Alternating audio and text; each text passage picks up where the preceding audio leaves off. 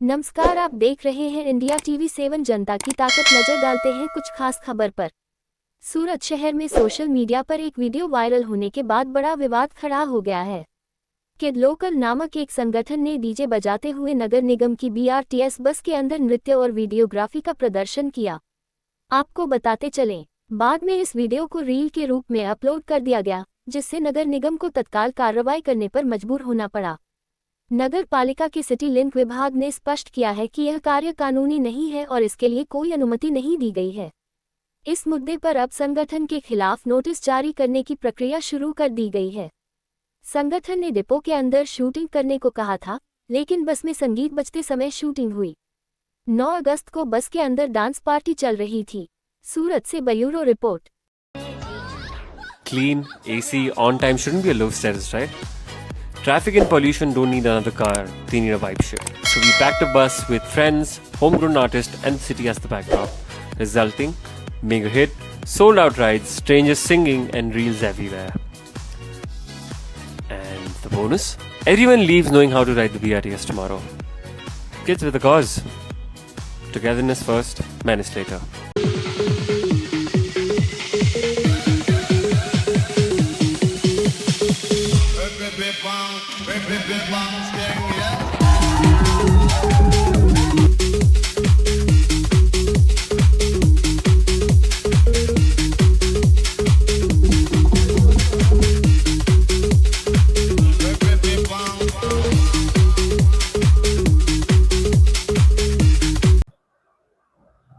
જે સાહેબ video viral થયો છે, શું કહેશો કઈ રીતની બેન્ડ જે સંચાલક છે એમને સામે કઈ રીતના કાર્ય? કિડ લોકલ એક સંસ્થા છે. આ સંસ્થા કહી રહી છે હું પરમિશન લીધી છે. અમારો સિટીલિંક કંપનીનો જે જનરલ મેનેજર છે એ હાલ મારી વાત થઈ છે, અમે શરતોના આધીન એમને પરમિશન આપી હતી, પરંતુ શરતોના આધીન તમે પરમિશન આપી એ વિભાગના અમે અધ્યક્ષ છે એ વાત અમને કેમ ધ્યાન દોરાવી નહીં?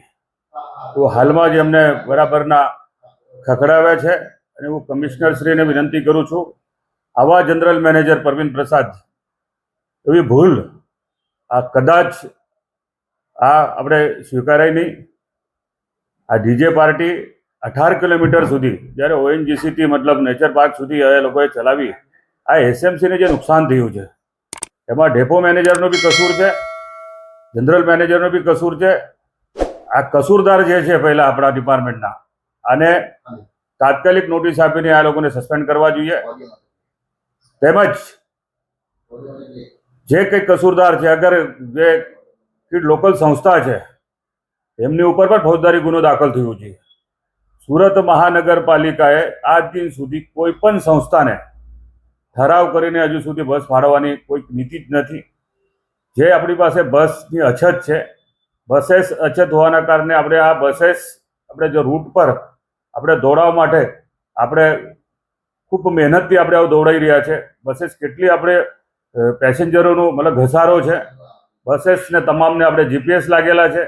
બસ GPS આપણે CCC કમાન્ડ સેન્ટર પરથી આપણે એનો મુવમેન્ટ જોતા હોય છે. 6 મહિના સુધી અમને કેવી રીતે જે આ બસ JBM કંપનીની એની અંદર બસની અંદર પણ કેમેરા છે, કેવી રીતે એમને ધ્યાન પર નહીં આવ્યું? તે જ દિવસે આ ખુલાસો કેમ અમારા સિટીલિંક કંપનીના જનરલ મેનેજરે કર્યો નહીં? આ મોટો મારો સવાલ છે. જનરલ મેનેજરે મને પણ ગુમરાહ કર્યા છે, અમને પણ શાસકોને પણ ધ્યાન દોરાવ્યું નથી. આવા અધિકારીને કોઈ દિવસ માફી ના અપાય. પરમિશન લીધી હતી કે કઈ રીતનું હતું આ બસમાં? શરતોના આધીન પરમિશન આપવાની વાત ખુલાસો જનરલ મેનેજર કરી રહ્યો છે, પરંતુ હવે કેવા શરતો મૂક્યા હતા? શરતો મૂકી તો આ કેવી રીતે ત્યાં બસમાં આ લોકો બેઠા? તો આપણો માણસ એની સાથે હતો કે નહીં હતો? આ ડેપો મેનેજરે કેવી રીતે બસની ફાળવણી કરી? આપણા ONGCથી નેચર પાર્ક સુધી 18 કિલોમીટર સુધી આ બસ જાય છે. કેટલા લોકોને એમને બાનમાં લીધા હશે? આ કેટલી મોટી મતલબ આ સુરત મહાનગરપાલિકાની બરાબર કે એની ક્ષતિ બતાવે છે. તો આ ગંભીર બાબત છે. આવા અધિકારીને બીજી વાર શાસકોની સમક્ષ કોઈ પણ વાત લાવ્યા વગર કોઈ પણ વાત હોય એ બહાર આવી ના જોઈએ, અથવા તો મતલબ આવી રીતે પરમિશન ડાયરેક્ટ થવી ના જોઈએ. એટલા માટે આ દાખલો બેસાડવો જરૂરી છે. જે વિડીયો વાયરલ થયો જેમાં કેટલાક પેસેન્જરો પણ હેરાન પરેશાન થઈ રહ્યા છે, એમના દ્વારા કોઈ ટિકિટ એવું કંઈ લીધેલું હતું કે કેમ? હવે તપાસ દરમિયાન બધું જ આવી જશે. તે દિવસનો સમયગાળો, તે દિવસની કલેક્શન, એની ઉપરથી એ ખ્યાલ આવશે.